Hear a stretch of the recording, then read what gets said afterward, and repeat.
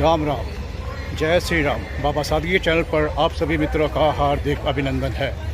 आज मैं हूँ दिल्ली के रामलीला ग्राउंड में, जो कि ऐतिहासिक है, और आज यहाँ पर है वन रैंक वन पेंशन के लिए एक आयोजन किया गया है, जिसमें श्री अन्ना हजारे भी आने वाले हैं।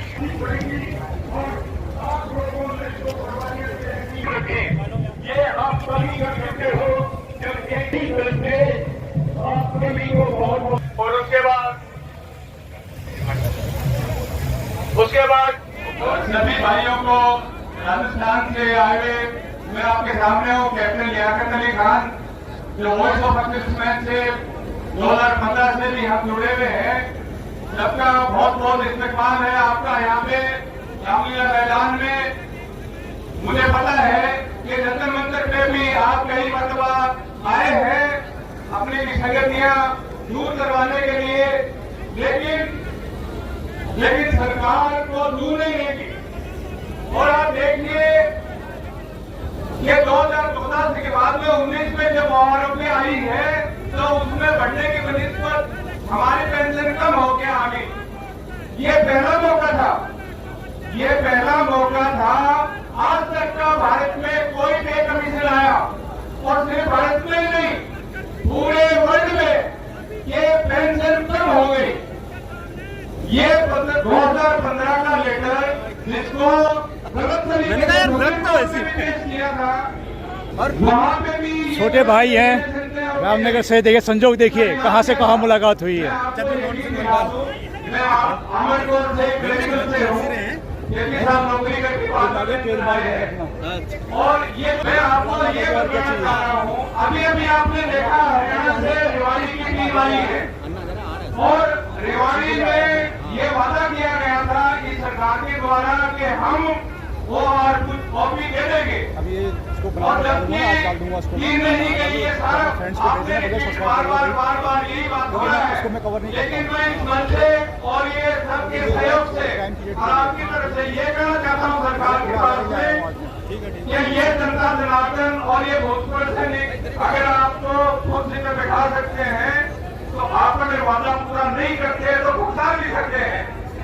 ये कोई छोटी छोटी बात नहीं है कि आप वादा करके और वादा खिलाफी करके चले गए, और 2, 3, 4, 5, 6% तक जो देशल द्वार को हक था, ओशियानी कमेटी की रिपोर्ट बाकायदा कहती है ये असली हक आरोपी का देशल द्वार का था, तो ये नहीं। अब देखिए छठे वेतन आयोग ने एक अजीब किस्म का रूल आया था कि वेटीज खत्म कर दी जाए। क्यों भाई, आपकी नौकरी 58 साल और 60 साल तो करी नहीं थी। इसलिए क्या है कि आरोपी में सही तरीके से निर्धारण करने का लूट नहीं चलने, और आरोपी जो बिल्ली हमें चाहिए थी, बार बार एक ही बात आप सुनते भी हैं। इसका इलाज क्या है? इलाज क्या है कि हमारे जो नौकरी के 40 से 45 साल तक हम पेंशन आ जाते हैं उम्र में, भूतपूर्व सैनिक बहुत बड़ी संख्या में पधारे हुए हैं। या तो उसकी पूर्ति कीजिए, उसकी नहीं करते हैं तो पहले बेटे जोड़ के देते थे। बेटे जोड़ने का मतलब ये होता है कि आपके इंक्रीमेंट ऑटोमेटिक लग जाते हैं। और जो भाई इस बात को जानते हैं कि 5वें वेतन आयोग में जो लास्ट का टॉप ऑफ द स्केल थी उसका 50% पेंशन थी, चाहे वो नौकरी सूबेदार मेजर या उससे नीचे 2 साल करे, कितनी भी करे, या 4 साल करे, उनको क्या है कि पूरी की पूरी pension top of the scale मिल। अब लास्ट राउंड, अरे भाई लास्ट राउंड तो आप सिविलियन के लागू करते हैं जो 60 साल नौकरी करके जाते हैं।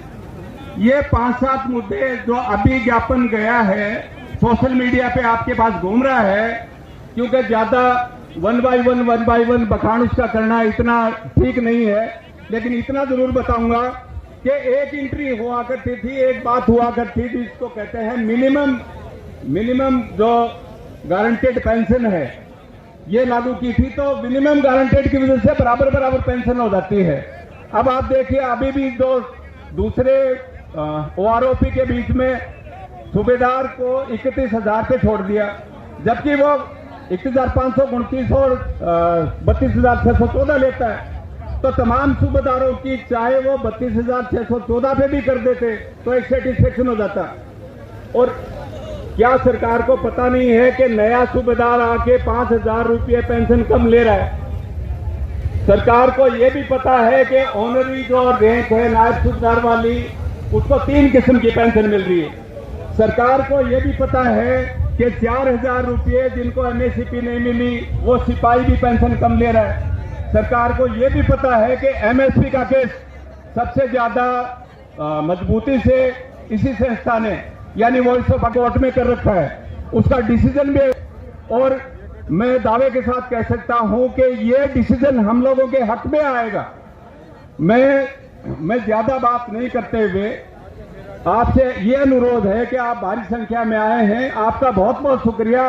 लेकिन एक बार सोशल मीडिया पे जो वॉइस ऑफ एक्सर्विसमैन और यूनाइटेड फ्रंट की तरफ से जो ज्ञापन गया है, उस ज्ञापन पे आप तवज्जो दे लें, ध्यान से देख लें। और एक बात और बतला दूं, जो हमारे अलग से एक संगठन बना है, हम लोग उनके साथ में पिछले 20 साल से थे। ये ताबड़तोड़ पता नहीं कैसे इन्होंने एक संगठन बनाया, यूट्यूब के मार्फत प्रसिद्धि पाई। क्या आपको लगता है कि यूट्यूब के वीडियो बनाने से आपको पेंशन मिल जाएगी? भाइयों, कतई नहीं मिलेगी।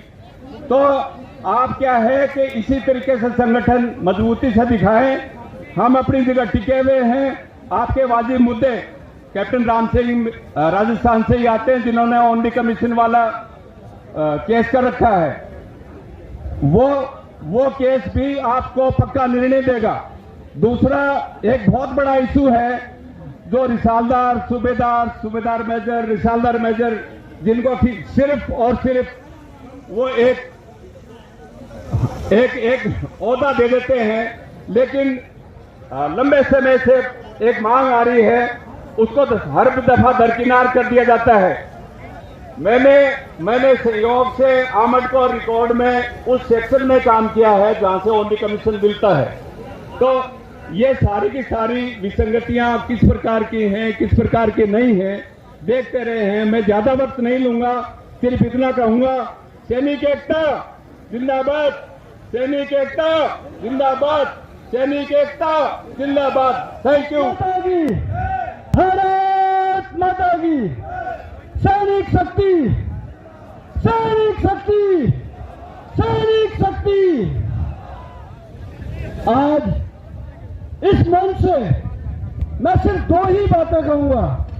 एक उन लोगों के लिए जो इस ऐतिहासिक दिन के लिए आज रामलीला मैदान पर नहीं पहुंचे, उन सोए हुए सभी पूर्व सैनिकों को ये जरूर यहां से इस स्टेज से, इस मंच के माध्यम से आह्वान करूंगा कि वो जागे और अपने क्षेत्रों में हर उस पूर्व सैनिक को जगाने की कोशिश करें जिसको ये लगता है कि उनका बढ़ेगा तो हमारा बढ़ जाएगा। दूसरा, सरकार चाहे किसी की भी हो, किसी भी पार्टी की हो, देश का जवान और देश का किसान अगर इनको सड़कों पर उतार दिया है तो क्या वो सरकार दोबारा सत्ता में आएगी? 1 साल किसान सड़कों पर रहा और आज 6 महीने से जवानों को बनाने के लिए जवान करते हैं या किसान करते हैं।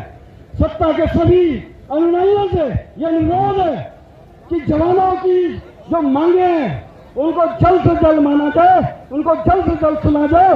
और अगर नहीं सरकार सुनती है तो ये अनशन, ये धरने, ये मीटिंगें, ये प्रदर्शन आगे भी चलते रहेंगे और सैनिक अनुशासन के साथ इस काम को करेंगे। जय हिंद, जय भारत, जय Uttarakhand.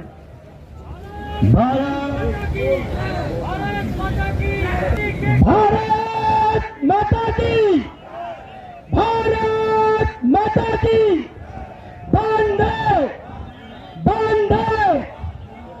My self is OPC Dhakar वैकन, रिटायर्ड फ्रॉम नेवी।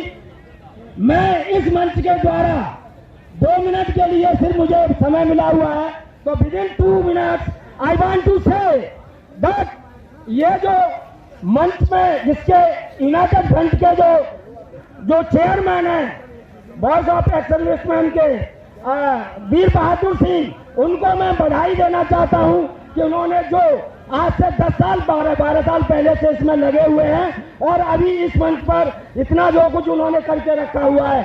और दूसरा, मैं अपने बलराम त्यागी, ये देखिए, ये 20 फरवरी से ही धरना प्रदर्शन पर बराबर लगे हुए हैं। ऐसे भाइयों का हमें मोरल अप करना है और इन सबको प्रोत्साहित करते रहना है। इन भाइयों से कंधे से कंधा लगाते हुए चलना है। मैं अप्रोच और अप्रोच रूप से आप लोगों से जुड़ा हुआ हूं और मैं 12 तारीख को आया हुआ था, लेकिन 1 मिनट और चाहिए। 12 तारीख को मैं आया हुआ था, उस समय पर जो यूनाइटेड फ्रंट बना था, उस यूनाइटेड फ्रंट ने अभी इतना रूप ले लिया है। इसके लिए बहुत बहुत धन्यवाद। और सभी भाई इसमें आए और एक से बढ़कर एक आगे अपना योगदान करें। जय हिंद, जय भारत। धन्यवाद।